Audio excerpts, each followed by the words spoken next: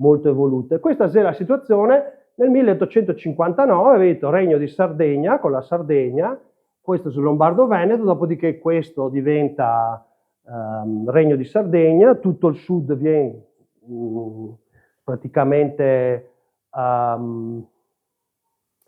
conquistato, annessione illegale perché mancò il voto dei vari autogoverni dei vari popoli, Inizia e Savoia divennero francesi senza voto anche quelle, gli attuali vini del Fratello restano nell'impero, con i soldi di saccheggio, con la complicità degli inglesi, dei francesi e della massoneria, si saccheggiò il Regno delle Sicilie, lo Stato Pontificio, eccetera. Nel 1861 venne dichiarata l'Italia, nel 1866 viene fuori una guerra nel nostro territorio.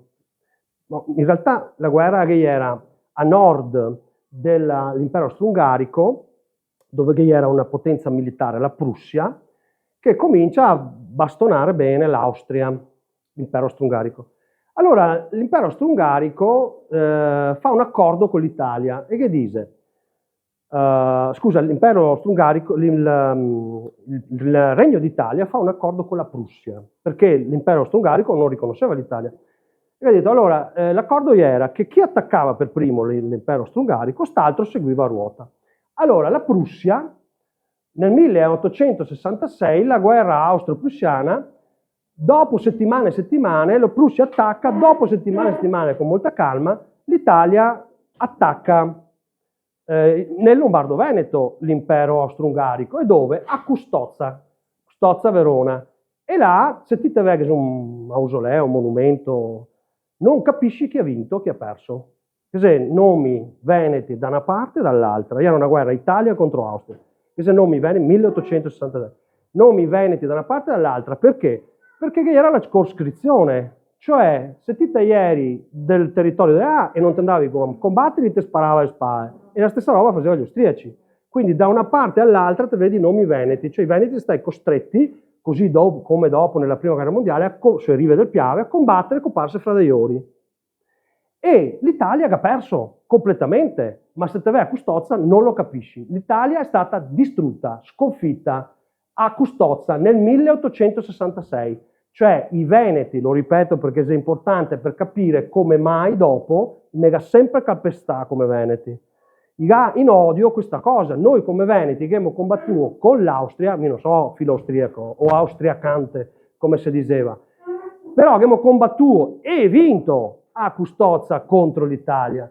Allora l'Italia cosa fa? Dice, ah Madonna, però noi altri siamo fortissimi con la Marina. Era vero, cioè la Marina italiana nel 1866 aveva navi nuovissime in acciaio, roba modernissima, mentre la Repubblica, cioè il Lombardo-Veneto, siccome aveva sviluppato il porto di Trieste per abbattere anche gli austriaci, voleva massacrare Venezia comunque, quindi avevamo ancora le barche di legno della Repubblica di Venezia.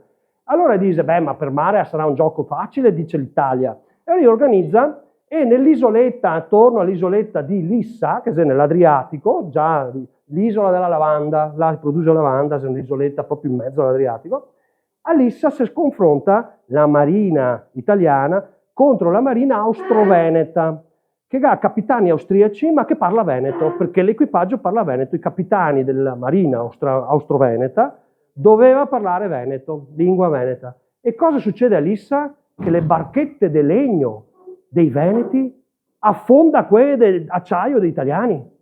Questa battaglia di Lissa è ancora tuttora studiata come grandissima marineria, come l'ultimo grande esempio della marina veneta, di tattica militare, cioè l'Italia viene sconfitta anche per mare. A quel punto però cosa succede? Che l'Austria, l'impero austro-ungarico, è in difficoltà. La Prussia, che dopo vincerà la guerra a Sodova, e se deve vincere, per cui l'Austria ha necessità di spostare le truppe. E cosa fa? Fa un accordo con l'Italia, che dice, a te a terra non te la dago. Attenzione, noi non siamo stati ceduti dagli austriaci all'Italia, siamo stati ceduti alla Francia, la quale Francia dice, sì, però se questi vota in conformità del diritto internazionale per diventare italiani, per diventare con l'Italia, io non mi oppongo, dice l'imperatore l'imperatore francese. E così viene fatto un patto, un pace di Vienna fra Italia e Austria e Francia, in nome della Santissima Indivisibilità Trinità. Ecco, allora, dicevo prima, no?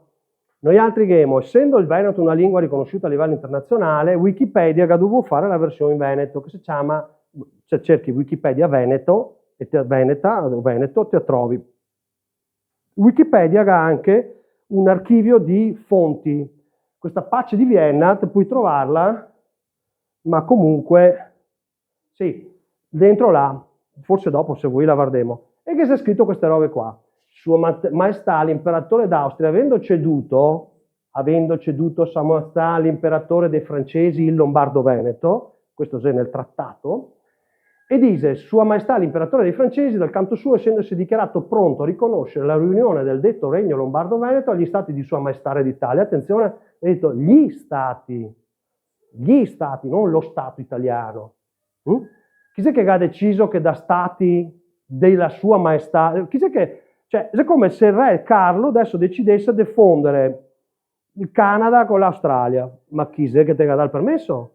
Gli stati pre-Regno d'Italia. Chi l'ha dato il permesso degli stati di Sua Maestà, Re d'Italia? E c'è scritto sotto riserva, come gli era ovvio comunque, anche se non fosse stato scritto, sarebbe stato così lo stesso, perché il diritto internazionale prevedeva il consenso delle popolazioni debitamente consultate. Cioè, il fatto che sia scritto è meglio, ma anche se non fosse stato scritto, lo avrissimo lo stesso. Cioè, era obbligatorio che il popolo venisse convocato per l'annessione. Ok? Boh, liberamente. Allora, amico, ho fatto degli studi e ho trovato nel 2007 che questa annessione è completamente illegale. Per quali motivi? Adesso vi sintetizzo. Se voi su Amazon, Gesè, la Repubblica Mai Nata, che parla di questa parte qua e anche della Repubblica, del referendum monarchia-repubblica. Il governo in carica non era legittimo. Cioè, allora, da dove è che tira fuori queste informazioni?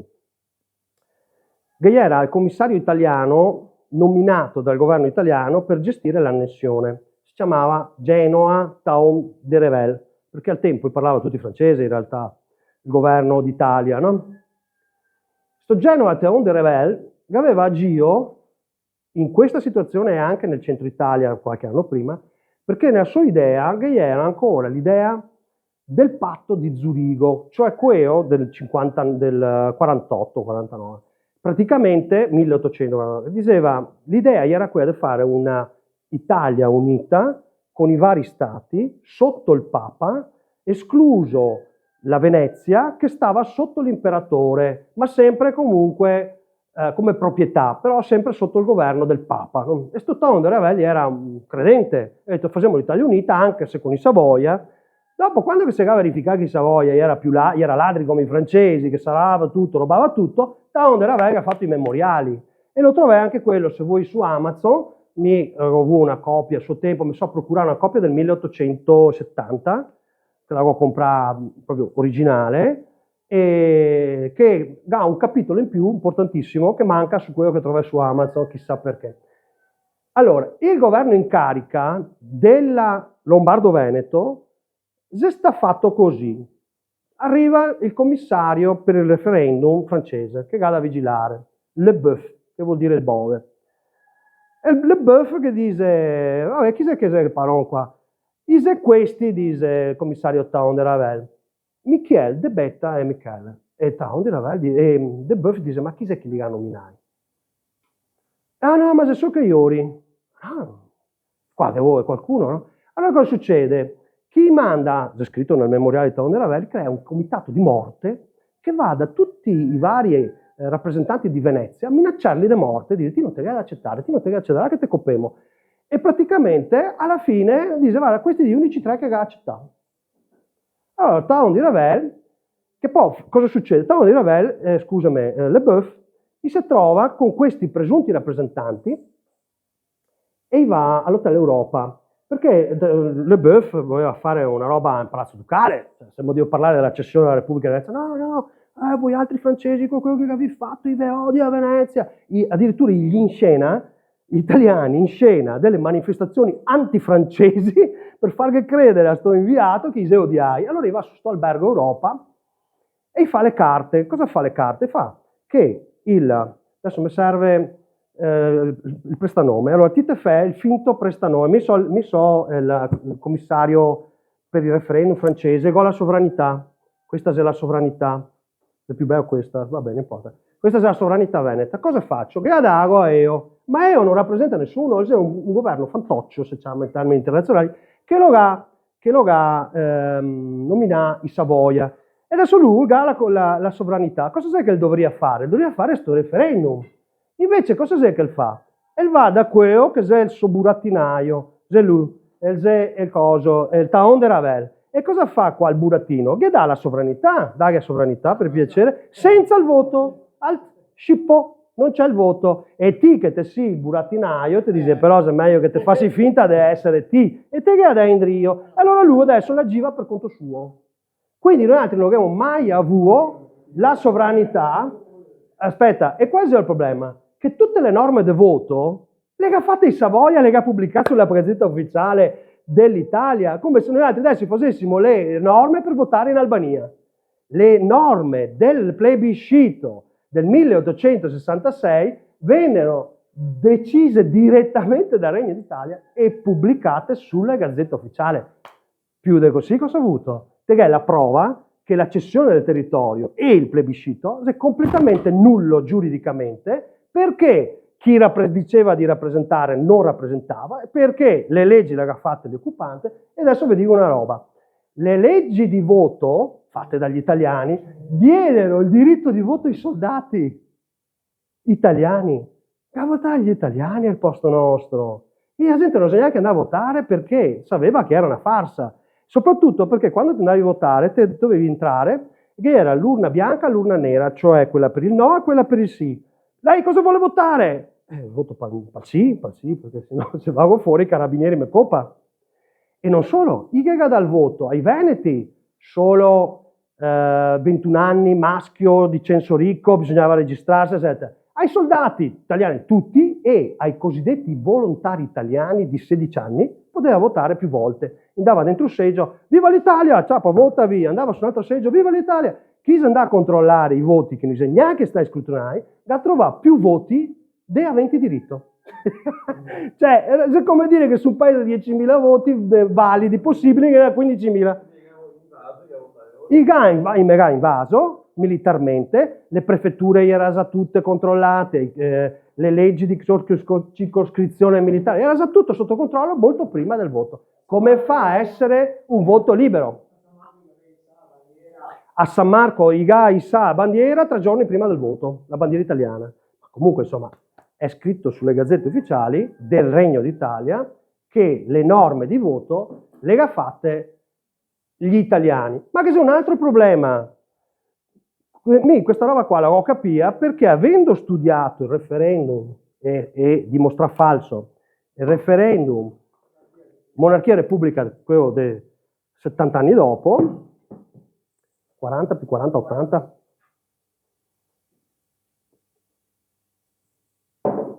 c'è un piccolo problema che vi ricordate la questione. Ecco, ho sbagliato tutto. La questione del mancato voto della Lombardia, quando chi organizza questo referendum per l'annessione, in realtà nel trattato c'è scritto Lombardo-Veneto, perché siccome la Lombardia non aveva mai votato, doveva votare.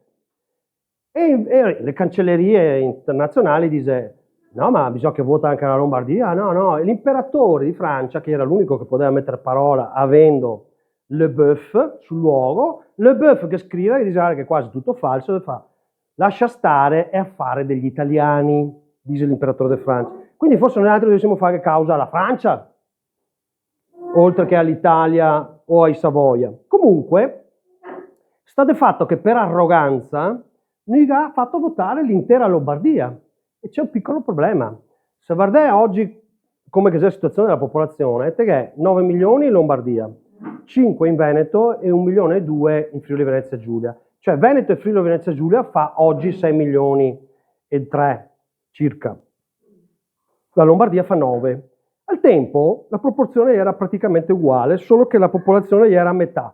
Quindi il mancato voto della Lombardia ha fatto sì che oltre il 60% dei aventi diritto non ha votato. Quindi l'annessione del Lombardo-Veneto è a sé nulla perché il governo che l'ha organizzato non era il governo. Le leggi le ha fatte l'Italia, ha fatto votare i suoi soldati e in più non ha neanche votato la maggioranza della popolazione. Gli era il palese voto sotto armi, le prefetture erano militarmente occupate, comitato di morte che avevo detto, e noi altri nel 2009 siamo andati a chiedere, siamo andati prima nel 2006 al Tribunale di Venezia, e io dicevo, ma se è Italia questa qua, perché abbiamo queste prove qua? E il giudice non ha risposto, ha detto, c'è il difetto assoluto di giurisdizione. A differenza di quello che dice, sbagliando, i vari comitati di liberazione, Venetkens, eccetera, questo non significa che il giudice ha riconosciuto la sovranità, significa che il giudice ha riconosciuto che le istituzioni italiane non possono decidere su questa questione, perché è una questione sottratta alla giurisdizione interna, in quanto è giurisdizione internazionale. Difetto assoluto di giurisdizione significa che a decidere sulla questione che deve essere un giudice internazionale. A quel punto che avremmo potuto andare, o dovuto andare, in Corte Internazionale di Giustizia, ma non eravamo pronti e non avevamo i soldi. Allora cosa abbiamo fatto? Siamo andati da un giudice che costa molto poco, il giudice del Consiglio d'Europa, organismo dei diritti umani, dicendo noi non abbiamo un giudice imparziale e indipendente, perché noi chiedemo, siamo occupati, siamo invasi e occupati da questo Stato che non risponde neanche sulla sua legittimità e quindi praticamente abbiamo chiesto al Consiglio d'Europa di riconoscere questa violazione per avere i magistrati veneti. Purtroppo quello che è stato riconosciuto capofila di tutto il ricorso, dopo Nebetio comincia a parlare di armi, o forse si sta addestrando, non lo so, imboccato perché forse è anche un cretino, comunque sta di fatto che se vengono fuori scattate le inchieste di questo e quello, ma mi trovi a legge? Nel 2010, quindi un anno e mezzo dopo questo ricorso che abbiamo fatto, l'Italia, dice per sbaglio, cancella l'annessione del Lombardo-Veneto, cioè la legge del 1866. Mettito sul il video del coso, ma non so se si sente perché non abbiamo le casse. Praticamente sta la sceneggiata, no, di Calderoli che con lanciafiamme che aveva bruciato il pacco delle leggi. In realtà la cancellazione della legge era un procedimento che era già partito prima. Allora dice cancella la sessione perché cancella tutte le leggi dopo il 1861 e l'annessione era del 1866. Però nella legge che era scritto, adesso facciamo anche pausa, 10 minuti, un caffè, nella legge cancella leggi, che era scritto che se veniva per sbaglio cancellata qualche legge, si poteva ripristinarle entro il 1° gennaio 2013. Io sono stato zitto, mi sono dedicato ad altro per 3 anni, nel senso che ho fatto comunque altre robe sempre nel campo. E la legge di cancellazione, la legge cancellata non è mai stata ripristinata. Non cambierebbe niente se che fosse ancora, perché noi la sovranità fin dall'inizio, ma adesso perdiamo un attimo magari a parlare anche della referendum Repubblica-Monarchia, l'Italia in pratica non esiste, cioè giuridicamente non esiste. Perché? Perché anche il referendum Monarchia-Repubblica sta illegale e falso per il motivo che doveva votare, ve la dico subito così la facciamo fuori, doveva votare tutta l'Istria della Dalmazia e anche i soldati, i prigionieri, eccetera. Quindi se manca il quorum. Questa è stata una scoperta mia che mi si è valsa la fama in tutti i monarchici d'Italia, ma io non sono monarchico. E praticamente il discorso da capire è questo. L'Italia è sempre stata abusiva in questo territorio del Lombardo-Veneto, ha fatto votare i suoi soldati, tutte robe che hai visto. Noi altri non abbiamo mai a votare per l'annessione, quindi siamo i padroni. E noi altri potremmo andare organizzati in forma di Stato, quindi bisogna capire come si fa uno Stato. Lo abbiamo fatto, lo abbiamo fondato. Potremmo definire questo status, è una brutta parola, però potremmo definirlo come un figlio, nel senso è una bella roba, perché volevo fare l'esempio del cancro, ma è più giusto quello del figlio. Cioè, noi altri dobbiamo fecondare attraverso delle leggi, ma crea un nuovo organismo. Questo nuovo organismo, che si chiamava in origine autogoverno del popolo veneto, da creare le istituzioni con la legge dell'autodeterminazione, che dopo il caffè vedremo. Voglio un caffè, pausa 5 minuti?